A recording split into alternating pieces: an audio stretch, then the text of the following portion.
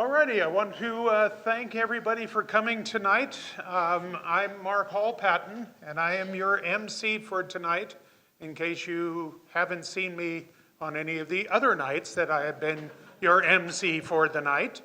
I want to welcome you here. We're going to have I'm sure, quite fascinating talk. We are sure we're going to have a fascinating talk. So we're not putting any pressure on you, so don't worry about it. But tonight we are going to be talking about the Henderson Home News and Newsboys and all of that. Do want to point out, by the way, before we get started, if you haven't already gotten one, the Henderson license plates are available. Be sure you get one. I have one on my van out there. You'll see a few others in the parking lot. They are a great license plate. They're available through the DMV, or you can go online, and there's information at the desk out there about them. If you haven't joined the Henderson Historical Society, please do that as well. So you can find out about that afterwards here. We have a great panel here tonight, and we're going to hold our questions until the end of the presentations. So please hold on to that. Newspapers are one of those things that help to sort of define a community.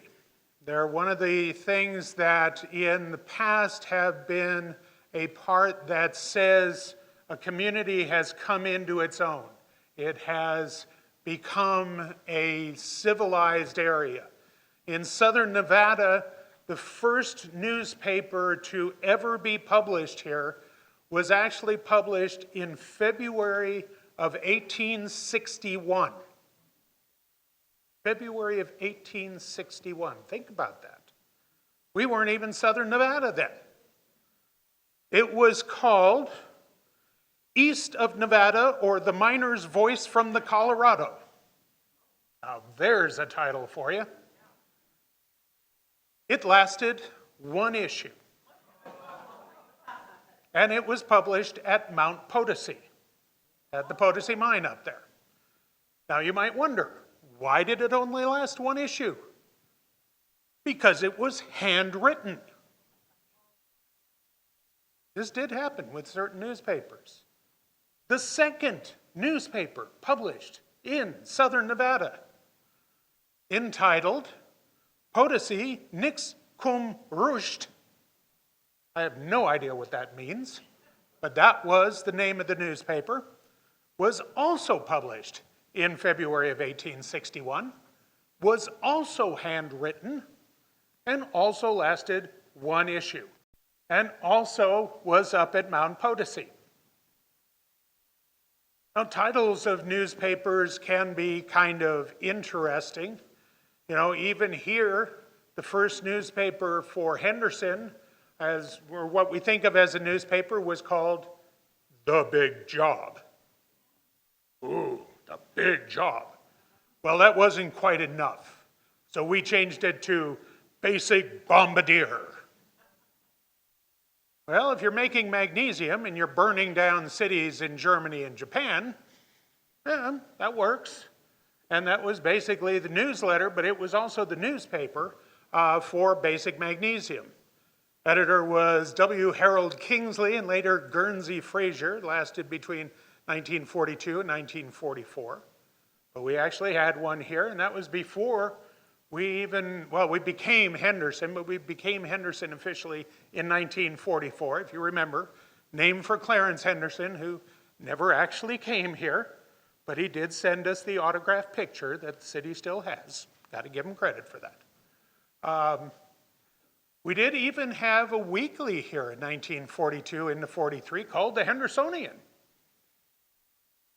Lasted for a few months from the end of 42 into 43. But I have to tell you, I ran into a couple of other names. I have to give these before I get to you guys, because I love some of the names.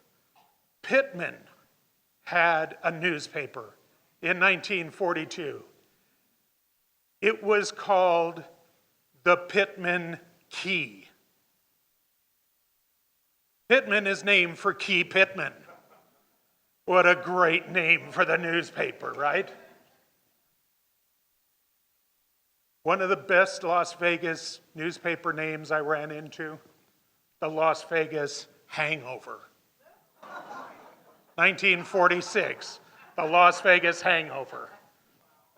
Only lasted a few months, but a great name.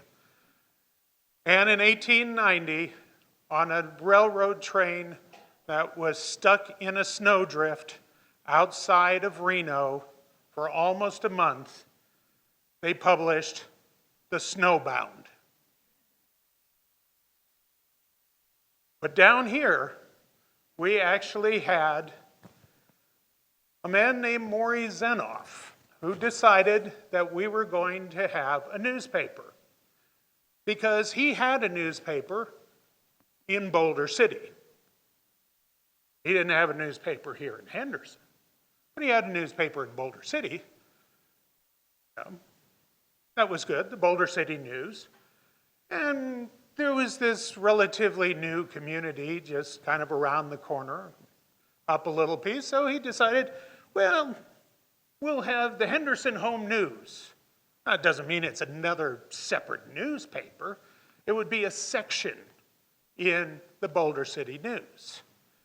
And in 1947, actually on October 24th, 1947, I wrote it down so I could remember it, we got the Henderson Home News as a section in the Boulder City News. Now, where have we heard about that happening? I won't talk about that. But that's where we got the Henderson Home News from. In the early 50s, it became its own newspaper. And that's what we're going to be talking about today. Maury Zenoff continued to publish that for many years. And then we move forward into the 80s, and we have what we have before us today. And this is a great panel. We have Tim O'Callahan here. He's a native Nevadan. Resides in Henderson with Donna, his lovely wife, of 35 years. Very nice. He's an ordained Roman Catholic permanent deacon assigned to St. Andrew Catholic Community as a parish administrator of social ministries for the Roman Catholic Diocese of Las Vegas. He coordinates the Catholic Campaign for Human Development, Catholic Relief Services, and Respect Life efforts. He's legislative advocate for Nevada Catholic Conference. He's the immediate past chairman and commissioner for the Southern Nevada Regional Housing Authority, where he has served for 10 years. Also had a 28-year career in newspaper publishing. Obviously has nothing to do with his life. He did, however, give me a list here, and the list is out in front in case you didn't pick up these bios. He was with the Henderson Home News and the Boulder City News.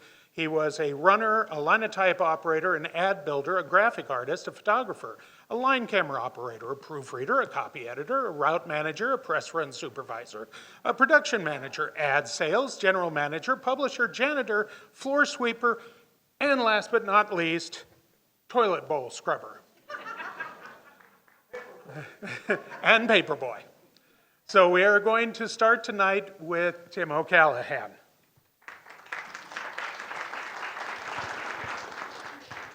Thank you, Mark. So where shall I begin? In 1981, I was happily making ice cream for Swenson's at the MGM and over on Maryland Parkway.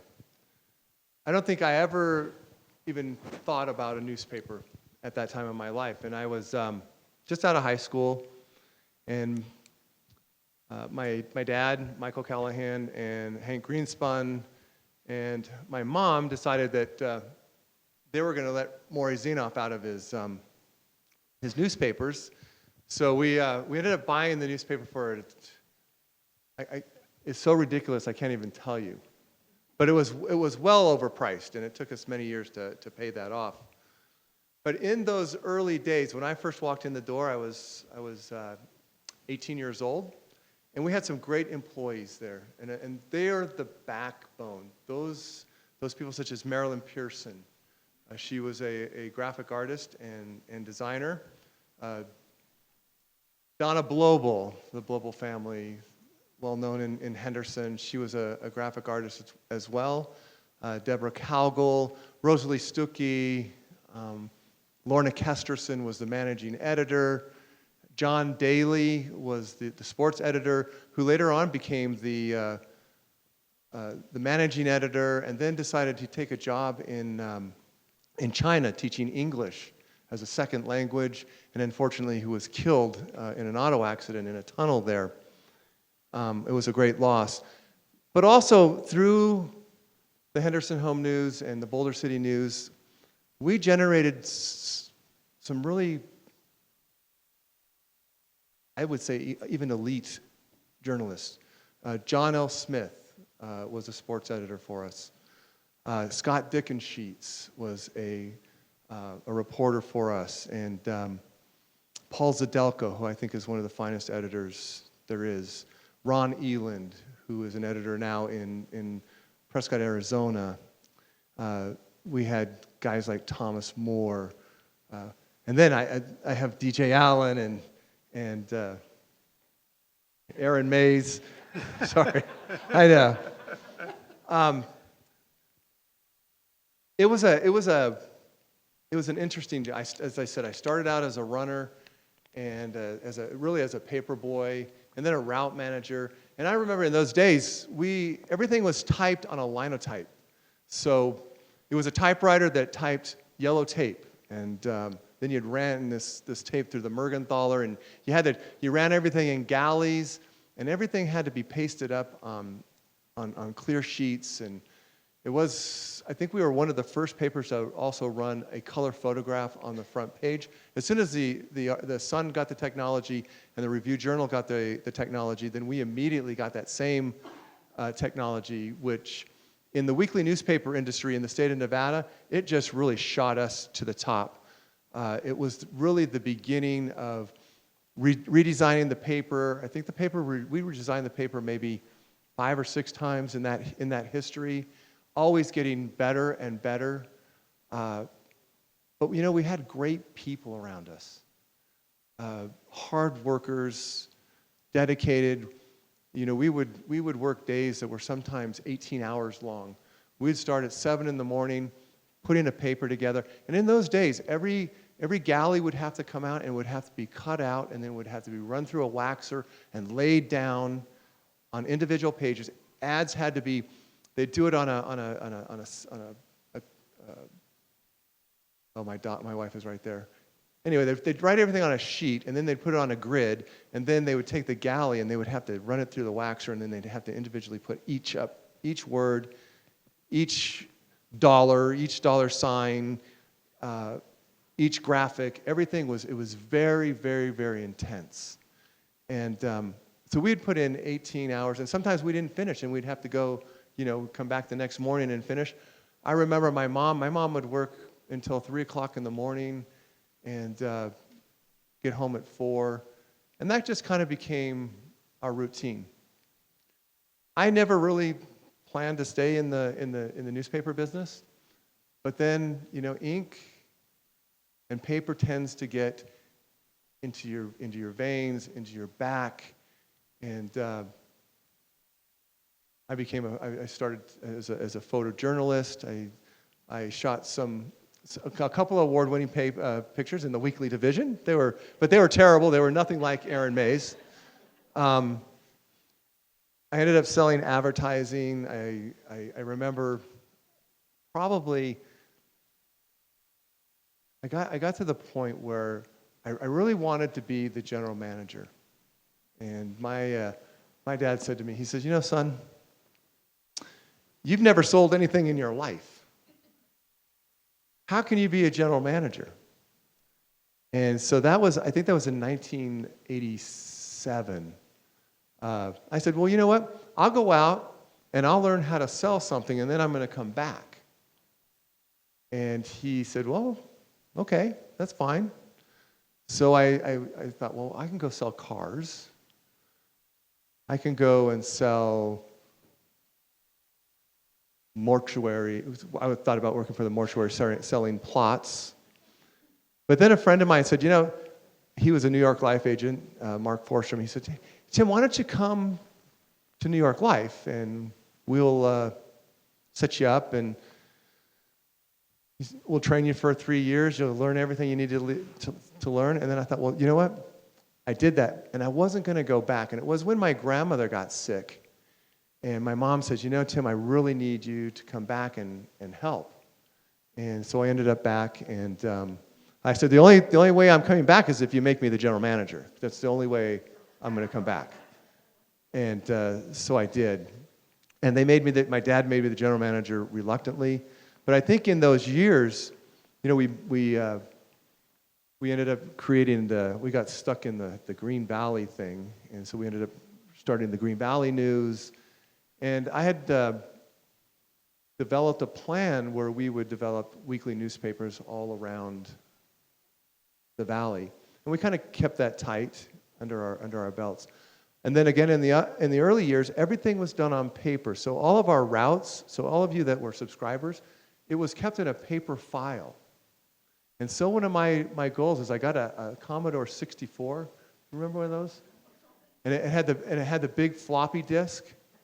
And so I ordered from the city. I went down and got all the city maps of all the streets in Henderson with all of the addresses. And I learned very quickly that I couldn't put all of those on one of those little floppy disks.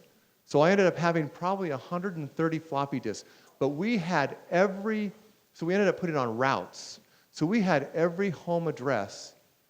I think it was all about, in those days, about all 6,000 of them on these disks. And then so we actually had paper printed out routes. And so then, we could give it to a paper boy and he could go house to house and deliver the paper. Oftentimes when the paper didn't get delivered, I would go out and deliver the newspaper myself to some very angry people. The amazing part is now as I am the administrator of a parish in Boulder City, I think I just did my 470th yesterday burial at the Veteran Cemetery. Well, there's a lot of stories, and I've buried a lot of people that yelled at me for having a wet paper, a missing paper. Not too long ago, I in Boulder City, we had 4 ladies that shared a newspaper. And remember when we came out with the TV guide? Somebody had this great idea. We're going to put out a TV guide. Well, I had 4 ladies. They each wanted a TV guide. So we had to give them one newspaper. They still shared the same newspaper, but we had to provide 4 TV guides. But that's the kind of service we did. And I think the other important thing is, we didn't treat our associates, our family, like employees. They were family, and it was so important that way. I mean, that was it. And the other crazy thing, and I'm going to tell you a couple stories about my dad because he's not here and he can't defend himself. But he had this crazy idea. So as we started making money in the paper, you would think that you'd put it aside for capital improvements or for growth. But he didn't want to pay the IRS.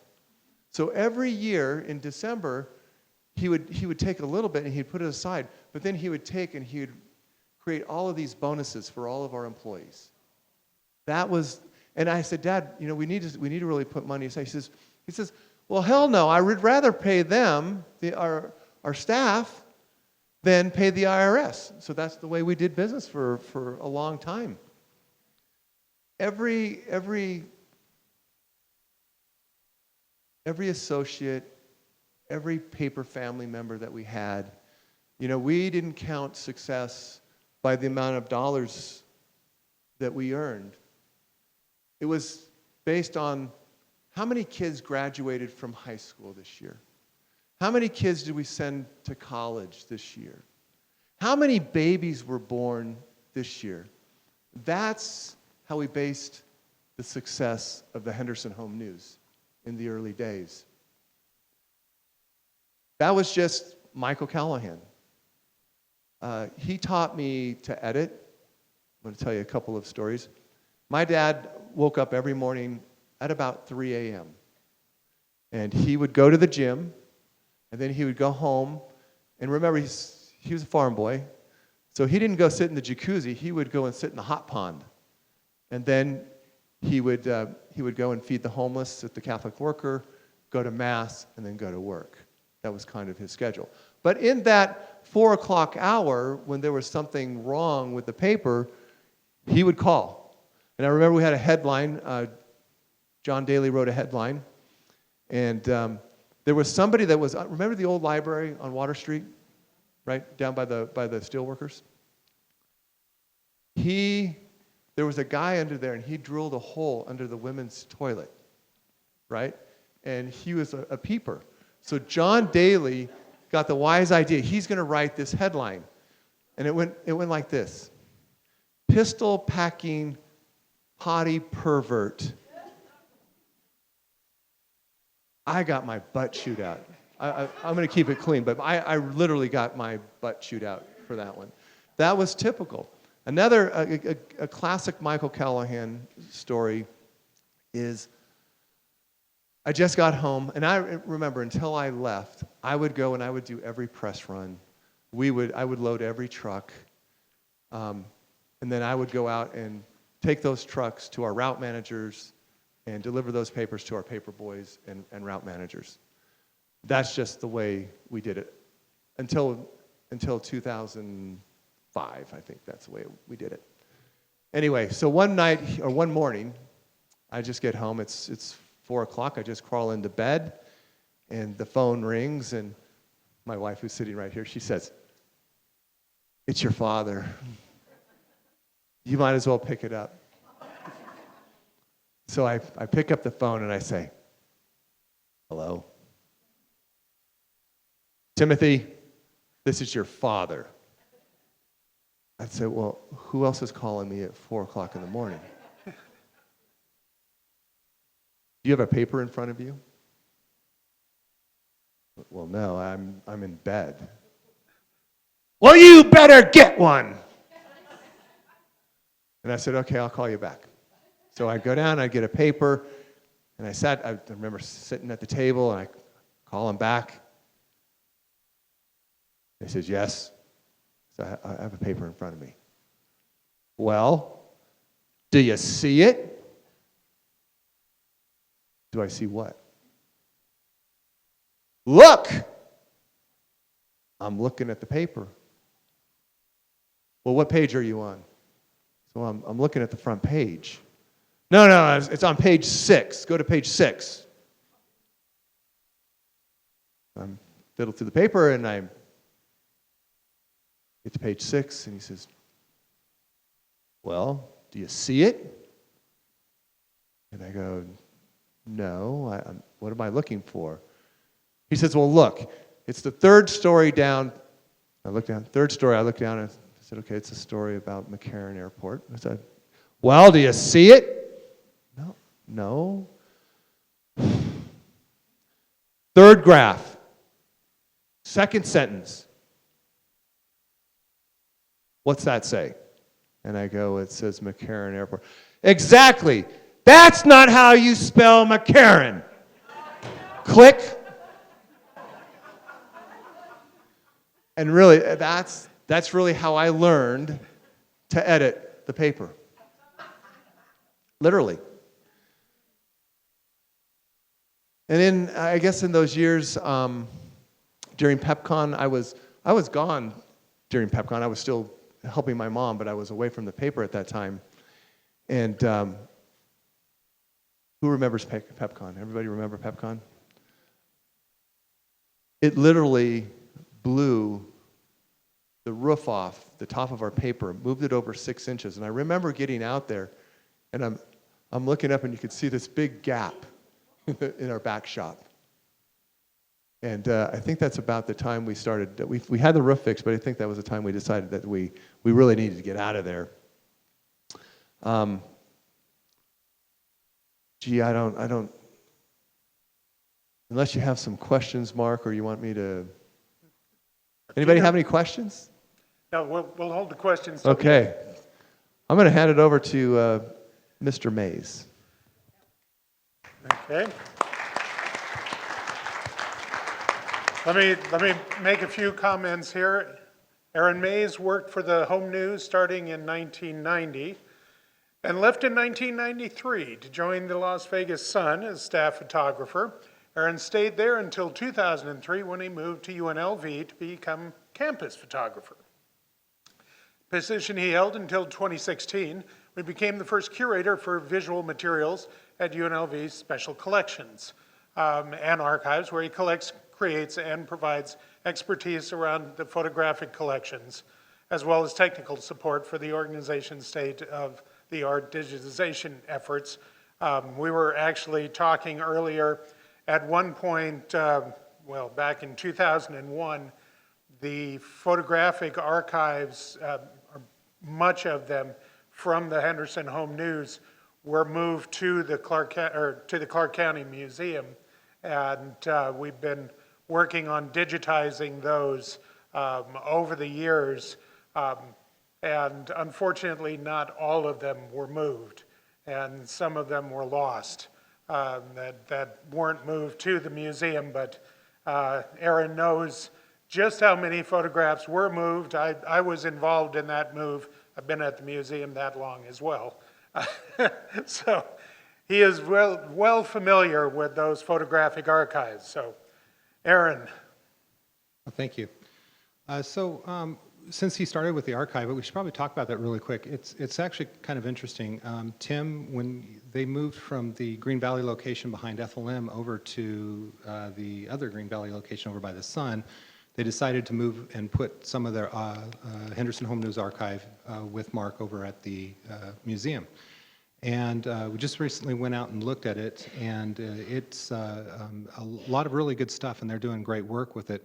That combined with the offerings that are online at the Henderson Public Library, they have digitized all the microfilm from pretty much a complete run of the entire Home News. You can search that from your computer via internet and look at the PDFs of every single page, and you can search for yourselves, your families, that kind of stuff. It's a really great resource. If you haven't found it yet, you should do that. And then Mark's group is actually digitizing. Much of what they're doing is after a paper was put together, an edition was put together, all the photographs that were used in that edition would go in a folder and then kept chronologically. And that right now they're going through and they're digitizing all those, and then they're trying to match them back up with the newspaper with the information of why, what the photograph was used for. So you get the original photograph and the story, which when that's completed, and I'll drop the hint here, we need to make sure that you guys and public libraries and us at UNLV, if we can help, are combining those so that it makes a really robust, searchable archive of that, at least up to a certain point. The materials that were lost, unfortunately, were lost in 2009 and 10 when they closed the Home News and Boulder City News. Apparently, it was kind of like a fire drill around the old Home News building, and the Greenspuns weren't paying too close attention to that, and unfortunately, some people who did not have a connection to the Valley and to this work just said, well, we don't need this stuff anymore, and apparently it was thrown out. So. Unfortunately, a lot of stuff is lost, including like every negative that I ever stayed up late making for for it. But anyway, that's the archival side of the Home News and the Henderson Public Libraries and the museum, what they offer. I'd actually like to. I came at a time at the Home News that was probably just one of the more pivotal moments in the city of Henderson's history. It was that moment when Green Valley started taking off, and older Henderson was a tight-knit community, a community that my great-grandfather moved into in the 1940s, and I had a great uncle who had basic auto parts on Water Street, and my great uncle another great uncle had an insurance company, H. Dan Taylor. You probably remember State Farm on Lake Mead there, for many years. So my roots go pretty far back, even though I mostly grew up in Reno. I would come down and spend my summers here, which was kind of messed up, but so I've always had a tie to Henderson and its history. But when I started at the Home News, I actually started as a writer. I'd never taken a picture before, and probably would be better off if I never started. But I came at a time when it was very, very interesting in our city's history. It was that time where Green Valley was starting to take off, and that the dual identity between Green Valley and Henderson, and that fight back and forth. But what was going on behind the scenes was now, as I look back, just pivotal. Master plans were being redone. The Southern Nevada Water Authority was being created. All of Lake Las Vegas was being designed and started construction. You think of things like Green Valley Ranch, Aliante, anything up in the McDonald Hills. I remember actually one of the last planning commission or city council meetings I covered was a fight about how far up the mountain they were going to let Rich McDonald go up. And the city and Rich were going back and forth. And now you can see as you go there, right along Black Mountain and the Wacola Range, all the way from where Rich's property starts, and actually even more back around Black Mountain, and then all the way around to Ascaya on the other end towards Inspirata and above Anthem. That mountain is being cut into, and those homes are going to go all the way up there. And I actually document a lot of that for my work at Special Collections and Archives. But I find that time just fascinating in our city's history because it was that moment where we had to say, okay, were we going to be this small town, or were we going to be this bedroom community of Las Vegas that could be something special?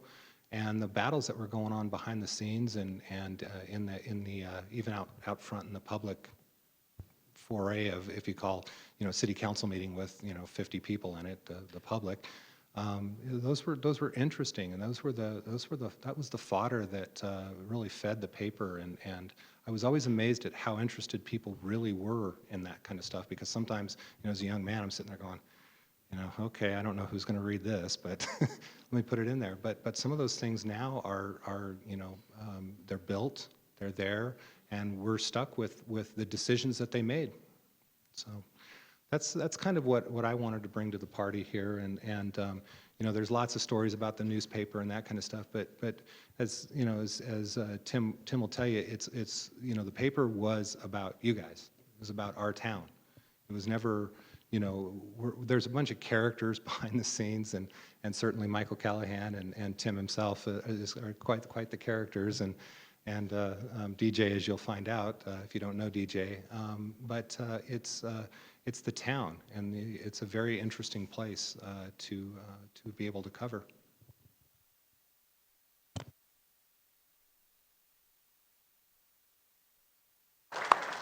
I'll add one more comment about the photographs that we have at the museum. We got all these photographs in, and they sat for a few years until we could get some volunteers and staff. I run the 3 museums. I run on a staff of 4. So, we're not overstaffed. And as we started getting into the ones from the 50s, what is interesting is the Henderson Home News had a staff photographer who took a lot of photographs. The Henderson Home News didn't use any of the photographs. And all of these photographs were filed chronologically, most of them correctly, but not necessarily. And so as we started working through these, we started realizing they had no information, no identification, sort of dates on them, and you couldn't find them in the newspapers because they would take the pictures, but they wouldn't use them, but they saved them. So we have worked through those. And at one point we had a very nice lady who volunteered with us and was a long-term resident and would call up her friends and say, would insist, I'm going to bring a picture, you need to look at it and tell me who these people are.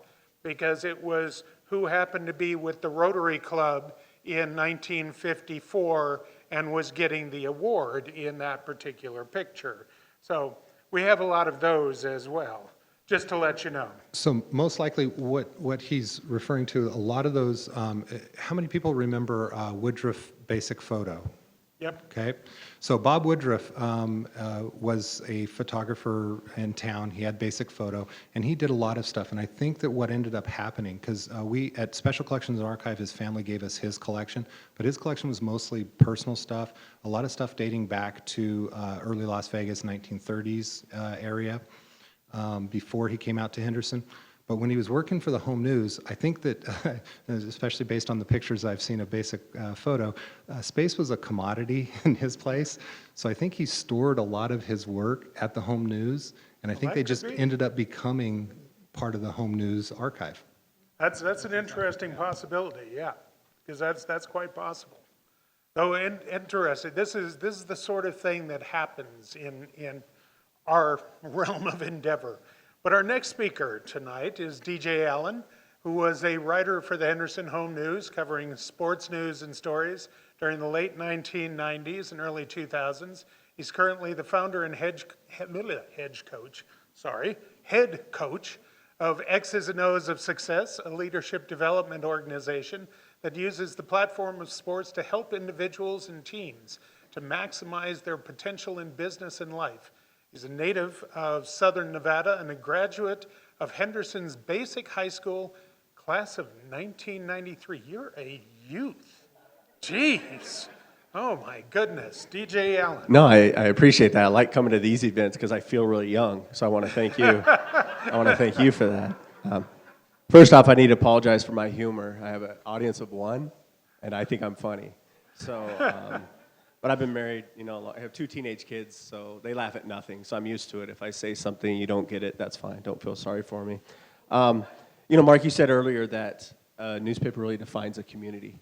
And I think that was the part that was interesting to me is, although I started, actually it was 1994 is when I first started at the Home News. I was 18 years old. I first appeared in the Home News, like many people who grew up in Henderson, much earlier. I think my first appearance was probably 82 or 83 when I was the athlete of the month at the Boys Club of Henderson. It wasn't the Boys and Girls Club then. It was the Boys Club of Henderson. Now, unfortunately, that was probably the pinnacle of my athletic career when I was about 7 or 8. And a few years later, I was part of a group that we won first place in the Industrial Days talent show. And I remember I got the trophy, and I was on the cover of the Home News. So the Home News, to me, was the newspaper growing up in Henderson. My parents who were here, they were born in 1947, like the Home News. They came to Henderson a few years later, each. Not together, they weren't married when they were 5 and 6, but they just came together later. Audience of 4, I appreciate the ladies who come with me. But it was the newspaper, Tuesday, Thursday. And what's going on, and you might see yourself, or you'll know people you know. We didn't get the RJ at our house. My dad would bring it home from work once in a while. I think he knew I loved sports, so I'd get the sports section and go through all the box scores. But the newspaper at our house was the Henderson Home News. And when I went to UNLV and I wanted to get into sports journalism, I was at the end of my freshman year, and I just wanted to start it. So I went to all the TV stations, like, can I get an internship? Can I get an internship? And they're like, well, if you're not a junior or senior, you can't. They didn't even want to talk to me. Went to radio stations, and finally one day I'm like, I just need to go to the Home News. So I drove up and down Water Street looking for the Home News. It wasn't there anymore, right? Oh, I better look, because that's the Home News that I knew. And I actually showed up, knocked, and started writing sports for free.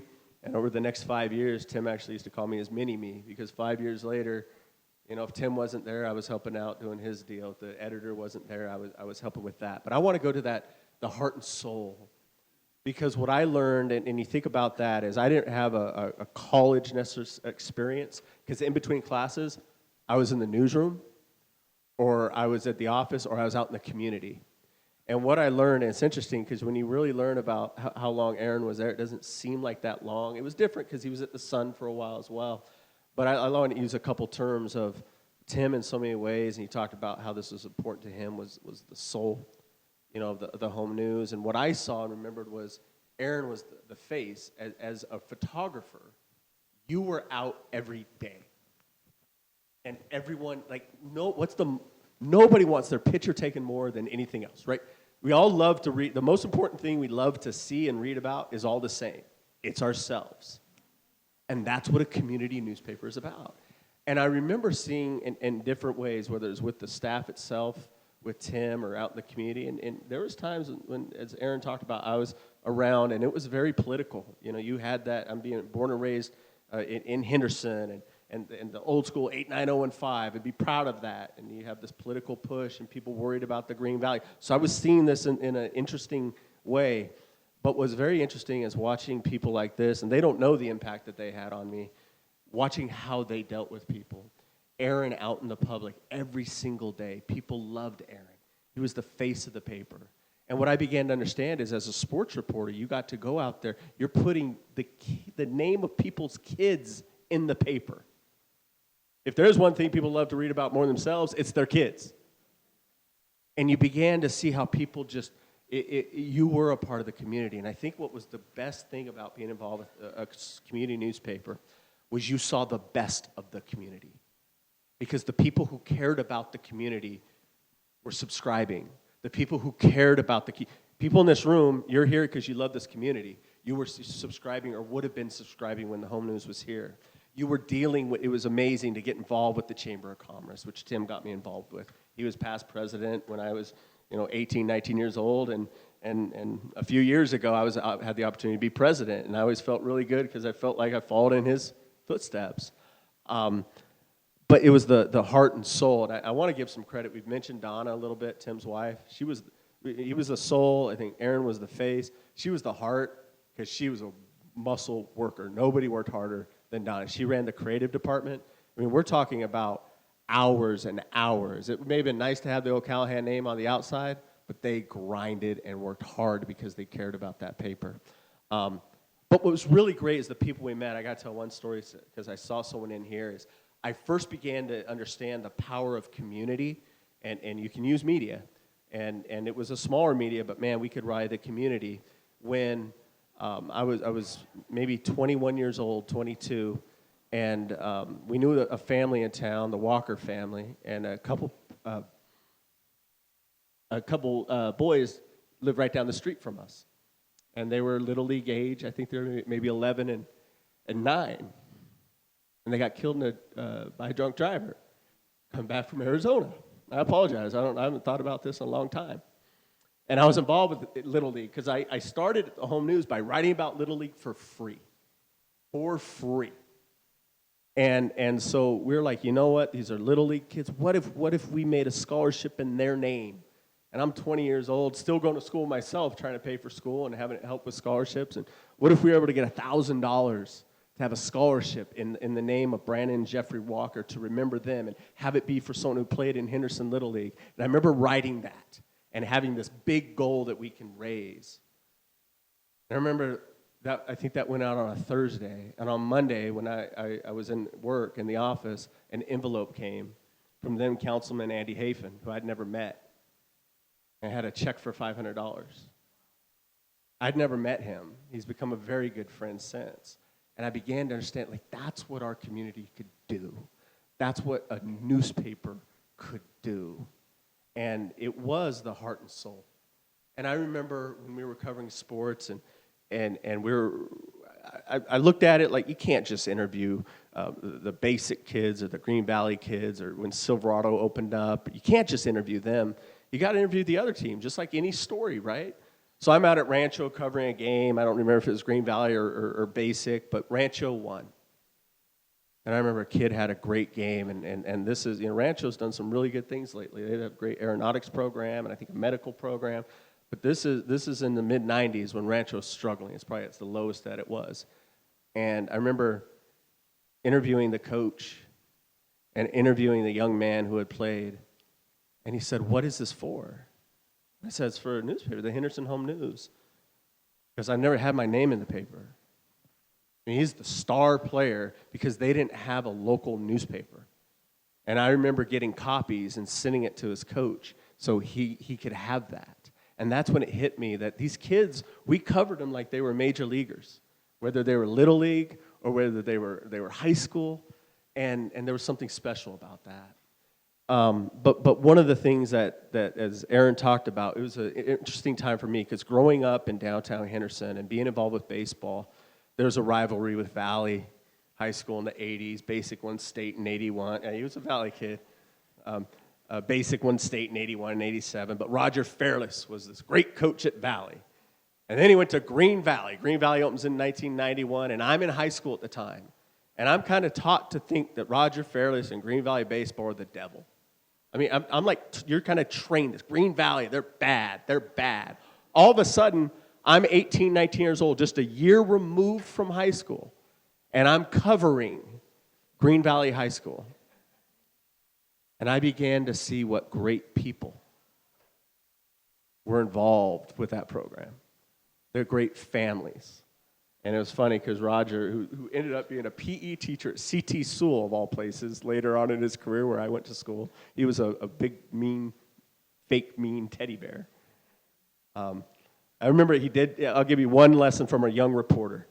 I remember, again, he had scared me, but I covered him for a couple years, and they'd won state. We're out at UNLV, and it's about 30 minutes. The trophy ceremony's done, and we're just walking along.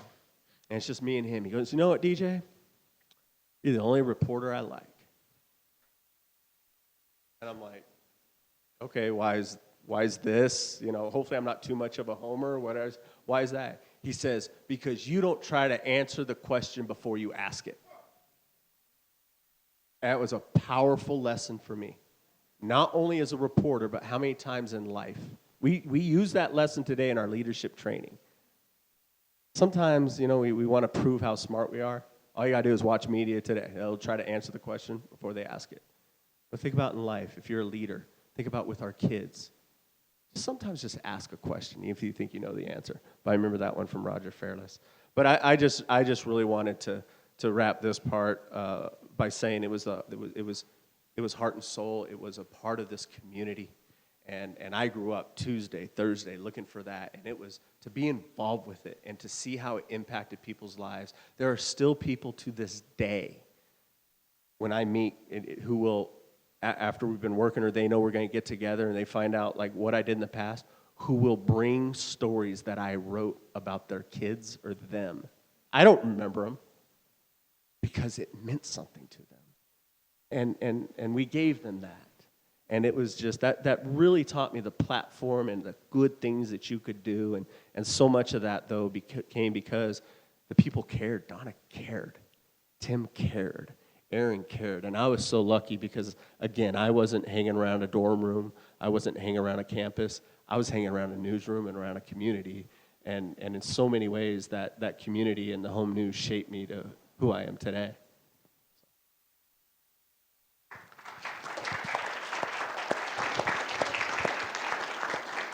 All right, any final comments before we open it up for questions? Yeah, I do. I have Okay. a few because Please. as they begin to speak, you know, a lot of I've got a whole bunch of notes that I need to Cool. kind of Go cover for here. it. One of the things I failed to say is, you know, we had a connection before 1981 with the Henderson Home News because my dad wrote sports for the Henderson Home News in the 50s, late 50s and mid 50s, and then partially in the beginning of the 60s. He wrote Sports by Mike. I thought that was an important thing to mention to you. Also, you know, he created. What's that? It was very creative. Well, creativity wasn't his thing, but. And then I think one of the greatest things I think that he did was he created the Go for Broke award. Does anybody remember the Go for Broke? It was an award for not the best football player, but it was for the kid that gave 100%. I'd say 110%, but they'll say there's no 110%. But the kid that gave 100%. And I know we battled with coaches because they wanted to give it to their star. But it wasn't about the star. It was about that one kid that maybe he was benched, but he had the most heart, he had the most spirit. That was the purpose of that. And at the Go for Broke, just by the way, it was named after the Japanese Americans, the 442nd 100th Division, Japanese Americans that served in World War II. Their motto was "Go for broke," and they loved the game of dice, and so sometimes they'd play dice in the middle of the night, and when it was time to go, they said, "You know what? It's time to just go for broke." They had one of the greatest history records in World War II. Also, we didn't talk about the transition. You know, in 2004, my dad just unexpectedly died, and it's funny because in that previous couple of years, in 2003 and 2004, he was trying to transition out. He was trying to, you need to take control. You need to be publisher. You need to do this. You need to keep going. We need to transfer our stock. We need to do all, and I'm going, Dad, don't worry about it. I'm not in it for that. I just love what I'm doing. And, but I think that he knew that his time was very limited. So then in 2005, both my parents had died in 2004, and the Greenspuns came to us, and we pretty much had control of the paper, and they came in and they said, look, we're going to create, now remember I go back, I had a plan for 15 newspapers around the valley. And Brian Greenspun came to me and he said, with Michael Carr, and he said, we have a plan. We're going to build 15 newspapers around the valley. So you can either join us, or we'll just, we'll let you go on about your way, and then we will just build those newspapers around you. Well, I can tell you, in those 5 years, they spent $15 million to try and create this monster weekly newspaper machine. But see, what they didn't have is what we had. And that was an appreciation for the people that we worked for, which was you and your children and your grandchildren. We had many arguments in our newsroom on how we cover a story. One that came to mind was there was a murder of a casino manager at a Green Valley casino, and the photographer had great pictures of them putting him into a body bag and into the coroner's van. And so if you remember, we come out on Thursday, and we don't come out until the next Tuesday. Well, you see, this murder happened on Wednesday night. Our paper was already out and gone to bed. And so we had the argument of, do we run these pictures of this guy? And I said, no, we're not going to run the pictures of this guy because we're not going to murder him again in our newspaper for his family. So we're going to cover the story as deeply as you want to cover it, but we're not going to re-murder a guy on the front page of our newspaper. And that left some deep scars, that particular issue. But see, that's how we felt about it. We felt that we had a responsibility to those people that read our newspaper because they were important to us. And we wanted to cover the community just the way we'd want the community to cover us. I think that was a Michael Callahan philosophy. I think it was a Carolyn O'Callahan philosophy. And it's certainly a philosophy that I carried on. Did you want to comment on that? Because you seem to be... Okay. And then another great guy that we had work for us, and I don't know where Terry Carter is these days, but here's a guy that had great passion for high school football. And he helped us start the Nevada football, which was a great... Anybody remember Nevada football? We covered football, high school football. We took that year and we covered every single high school in the state of Nevada for Nevada football. And then finally, just a couple of things. When we were on Water Street, one of our favorite places, I spent more time at the Top Hat Burger. You know, I ate more fry sauce than I think in my lifetime I've probably eaten 10 gallons of fry sauce from the Top Hat. It was a great place. I remember when Water Street would flood, and maybe it was in the afternoon. We were in our 20s.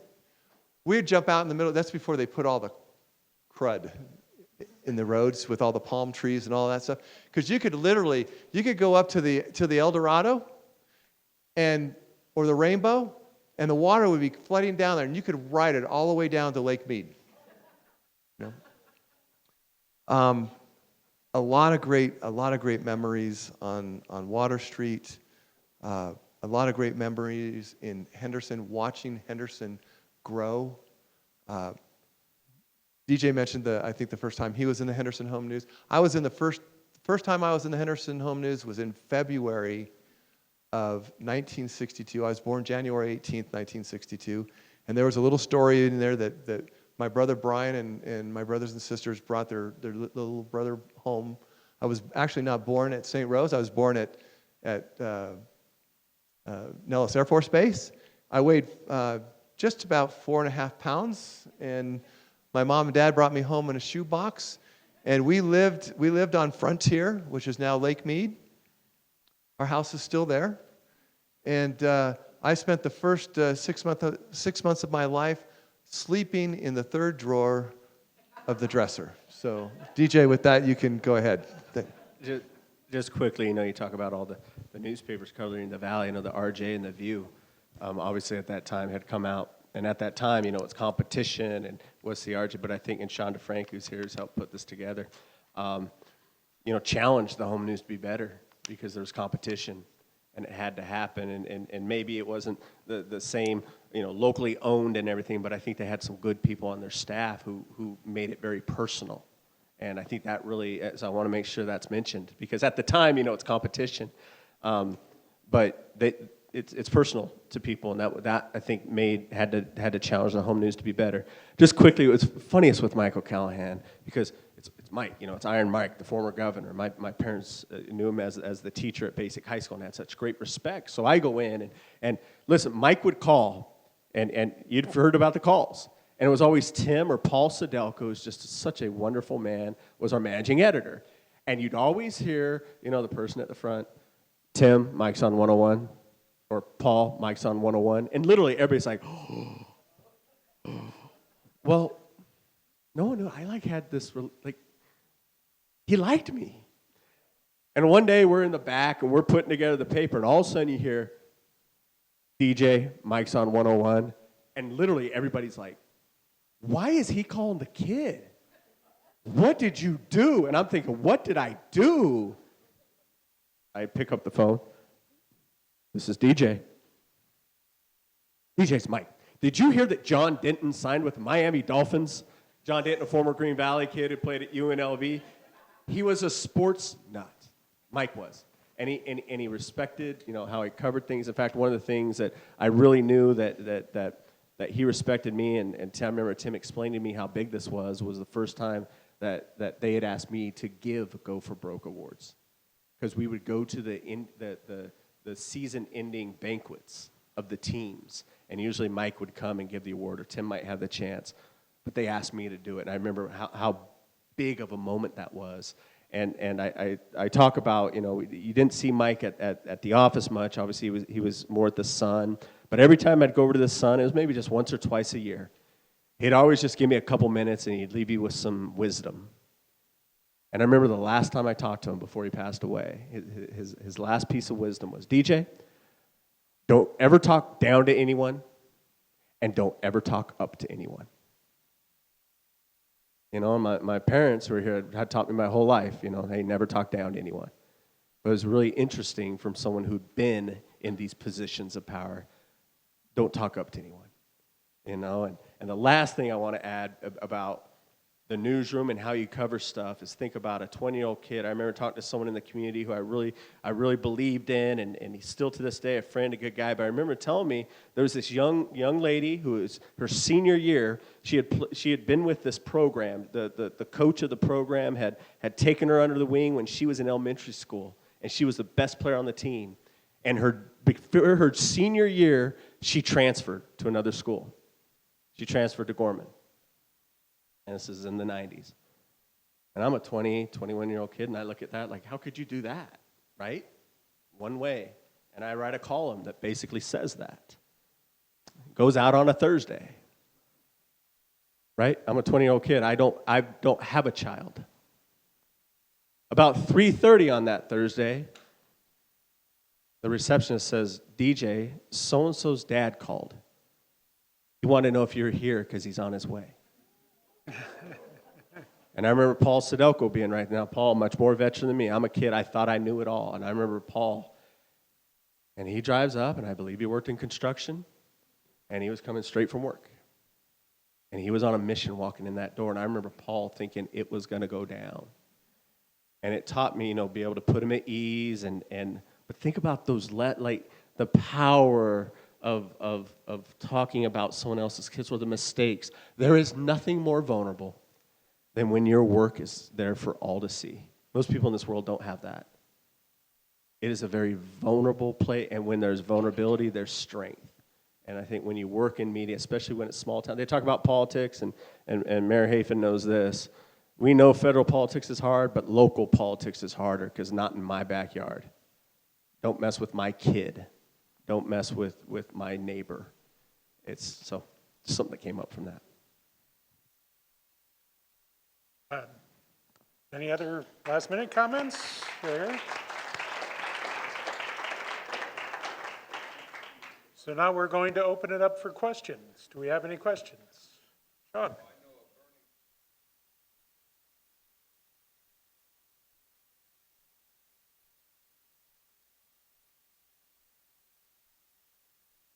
I'll take that. As I said, the Greenspuns, the people that work for them, spent close to $15 million.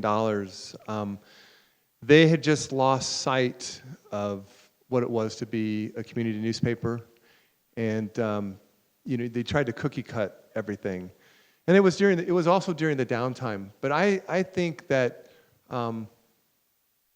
had I not already been transitioning out, we might have been able to still have a newspaper today.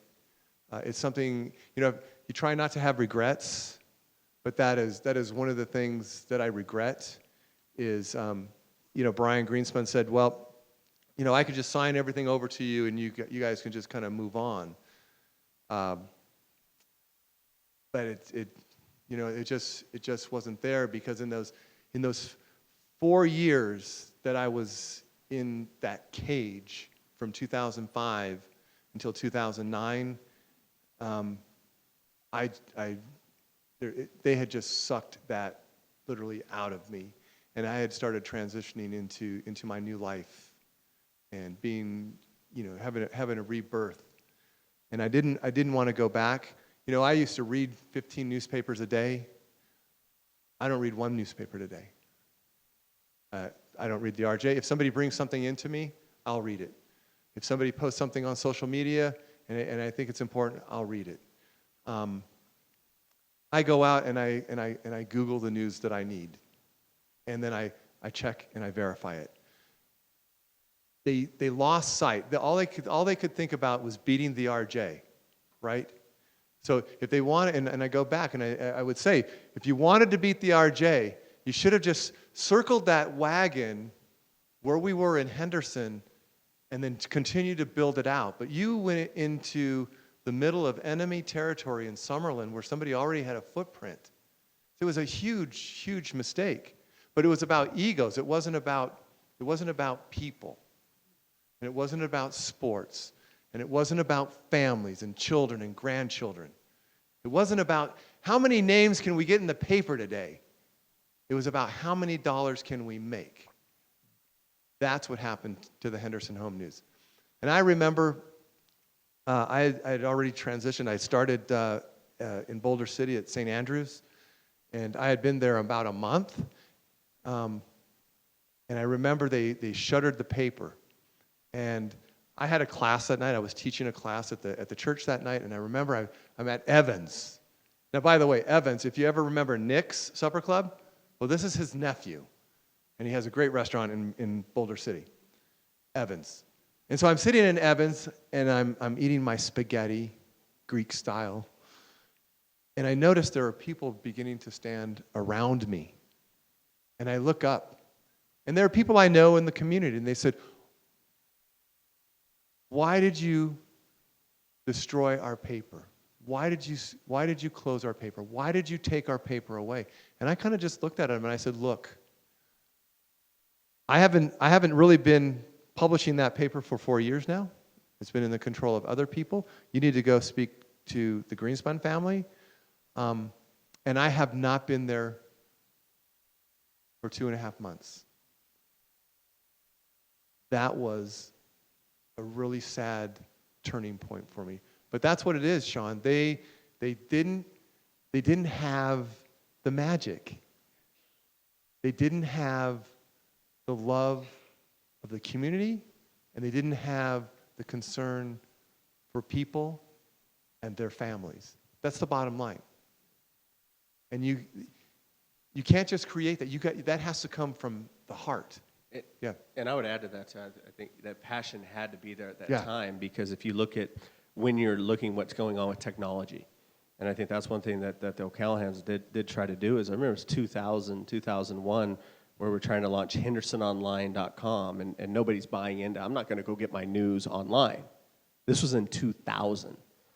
And so it was ahead of that. It was ahead of when dailies were doing it, anything. I remember the partners who brought that to us. So there was that idea. But if you think about why just 6, 7 years later, why the passion is so important, because now social media is starting. You know, if you think about what a community newspaper is, Facebook is a community newspaper. Yep. Because I can talk about me. I can read about me, good or bad. I'll talk about bad forever. But there is good with it. But so if you think about technology-wise too, because I remember if you want to look at a formula for community newspapers, names and photos, names and photos, names and photos. That's what social media is. So you had to have the passion, but that's why community newspapers really, if you look at it, have not now existed, or everything has moved online. And then I would just really be remiss if I didn't mention Raymond Brewer. Raymond was one of ours. He still works for the Sun. He does a great job. He, in my eyes, is a superstar. He is the king of high school sports. He is the guy that has the magic that I would hope that the three of us here help develop in him, but he's the one that held on to it. Mark? Hey, Mark, hold on All a right. sec. Mark? Yep. I'm sorry, I'll just add one more thing, Sean, to yours. A few years back at a Black Mountain Institute talk about the media, Brian Greenspun was moderating, and they talked about one of their goals that wasn't working out at the time was something called hyperlocal. And hyperlocal was basically where they dumped most of the money, from what I understand, into trying to create these small zones around your neighborhoods that basically talk to just you, and then to sell ads to you, of course, because that's how you pay for it. And Brian talked about the reason that it's really hard is that the most expensive thing you do is to send somebody out. So whether you send me out to take a picture, or a writer out to write a story, or me to do both, Tim, it's an expensive proposition. So when you're talking about creating hundreds, if not thousands, of micro neighborhoods, if you will, and trying to talk to that specific people so you can sell, the local pizza guy on the corner's ad, the money just didn't work out, and that's why that hyperlocal model went away. And of course, as social media took over, the money just ended up going away. So the only newspapers that are there anymore are places that are really, really burnt or built around the heart and the community, and they're not making a great living at it. They're just making enough to print and to put it online. Okay. Any other questions? Yes, ma'am.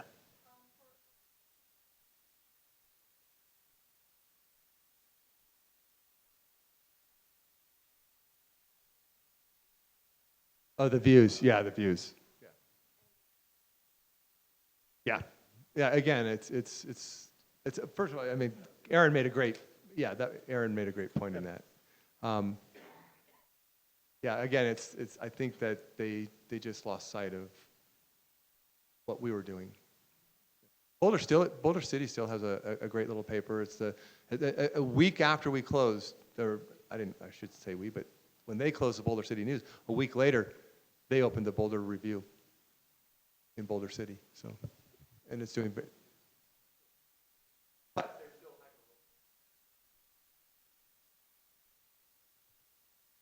Any other questions?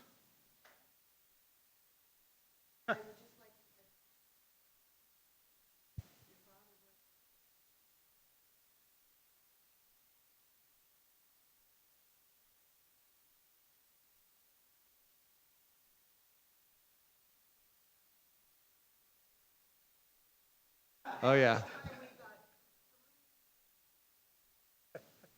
Oh yeah. I can tell you, growing up, every summer he made us read a book. And I remember I was 17, and I said, I'm not going to read a book this year. This summer, because he asked me, he says, "What are you going to read?" I go, I'm not going to read. He goes, well, I won't tell you exactly what he said, but he said in similar words, "Well, the hell you aren't."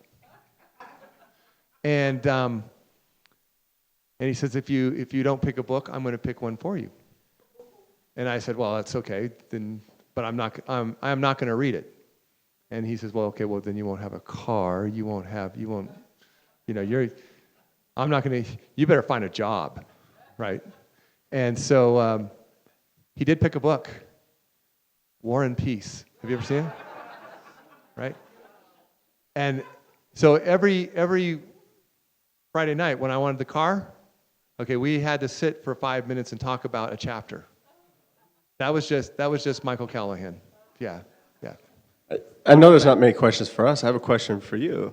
How many of you either maybe were in the home news at some time, or your kid was in the home news? And maybe what are some of the memories? I see Shelly out here. I interviewed your son. Right? What?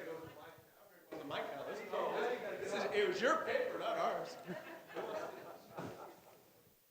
First time I was in the newspaper, I had broken my leg when I was about 23 months old. And so there was a thing in the paper, and I have never been able to find it, but my brother found it, and it said, little Shelley Watson is very sick, little girl. She's in the hospital with broken femur bone, and, they didn't say anything about praying. Oh, yeah, it's all. And then DJ interviewed my son when he was a senior in high school at Foothill. Just happened to sit next to him as they were watching the game. And he took off and wrote this great article. In fact, I forwarded it to my brother the other day so he could read it in preparation for meeting DJ again. It was a wonderful article. And I've read it and forwarded it to everybody I know. So if you would give me your email address, I'll send it to you. All right. But am I okay to do this? I mean, again, it's their paper. Anybody? Hey, trust me, I'm used to being upstage. It's okay. Fourth grade brownies. We had our advancement picture taken. So there's a picture with my mother, who happened to be one of the leaders. And, I was at Park Village, which is now Robert Taylor. Sir, were you ever in the home news, sir? Were you ever? No. So I want to highlight the partnership that the Home News had with the library, because you can search your name, and it was like 1 o'clock in the morning, all night long. I was just going through all these articles. The birthday calendar, so when, I'm 3 years old, I'm in the Home News, April 22nd. But the funniest thing is Cub Scouts. I mean, that little derby thing or whatever they do, they covered that. I'm telling you, I'm glad you guys were there. Hey, DJ, hold on. DJ, So I can tell you, when I was transitioning from writing to shooting, I inherited all the news side, and there was another photographer who did just sports, and so I had to write, and it was just, yeah, I'm trying to be nice. But it was interesting because when I took it over, there were all these assignments to go to all these different schools, and it's this club, that club, da da da da da, just on and on and on. So what I did was I truncated them all into a day. So I had a day, it was usually Wednesday, and I would literally go to almost every single elementary school and every single junior high school, because the high schools were covered pretty well through sports and different stuff. But I mean, if there was a group shot to be had, it was going to be in the home news with their name underneath it, because that was it, pictures and names. So Go ahead.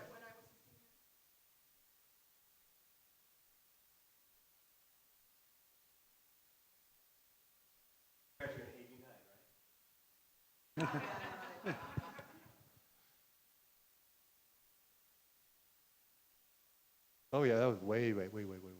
Yeah. All right, and then finally, I'll just close this up. And I could write a news story, but there was one man that taught me how to write a community column, and that man was DJ Allen. So I'm gonna end my part with that, Mark. All righty, thank you. Should we thank them for a wonderful panel? I do want to note, if you want to see some of the printing equipment from the Henderson Home News, come to the Clark County Museum. It is there and on display. We are only open 7 days a week. It is hard to find us open. I understand that. 9 to 4:30. Yes, it is $2 to come through. Only $1 for you, Lou. If you're over 55, it's $1, or under 18. So it is that. But do come out and see the printing equipment there. And we have an intertype there, not a linotype. So we've got the upgraded version. Yeah, not the Mergenthaler, unfortunately. And the building it's in, by the way, I should point out that the equipment was moved onto the site and the building was built around it. So we cannot take it out of that building without taking the building down. So just in case you ever look at it. Can I make one more tribute?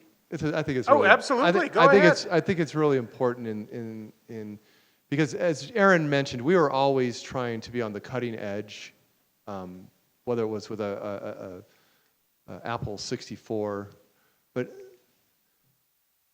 Donna, who's my wife, she's the one that took us digitally from doing paste ups to electronic pages, and she put a lot of effort in there. Sometimes, I wish I could stand up here all day. I would mention my sister Mary Colleen, who ended up being my partner as well, and there are just it's people that made the Henderson Home News. It's all people, everybody that worked there, everybody that died there, everybody that we wrote about, every birth. I always said this is like being an air traffic controller, because we always took care of the arrivals, and we took care of all of the layovers. And you know what? If we didn't get the departure right, there was hell to be paid for. Anyway, I want to thank everybody. Thank you for being here tonight, Mark. Thank you. That was my last tribute. All right. Thank you very much. No, I just have one more no, because this just says so much We can't get enough thanks here. about the power of the home news. I left the home in 2001. I was there from 18 to 23, so 5 years. But so it's been almost 19 years. And until about maybe 3 years ago, it finally stopped. At least once a year, and I've ran a couple businesses, really involved with UNLV athletics, had some fun things going on. About once a year, someone would tell me, "Are you still at the home news?" I kid you not. They don't know it's not even being published anymore. But people, because that's what they associated you with, and you played an impact on there. So I just want to make sure, because that's just made me laugh for years. All right, well, thank you. I do want to make sure and invite you to our next episode of the Henderson Speaks. That's on November 13th. It won't be here, however. That one will be at the Paseo Verde Library, because it will be the history of the Henderson library system. So be sure to put that on your calendar. That's November 13th. So, but thank you very much for fascinating talk, and thank you all for coming, and have a pleasant evening.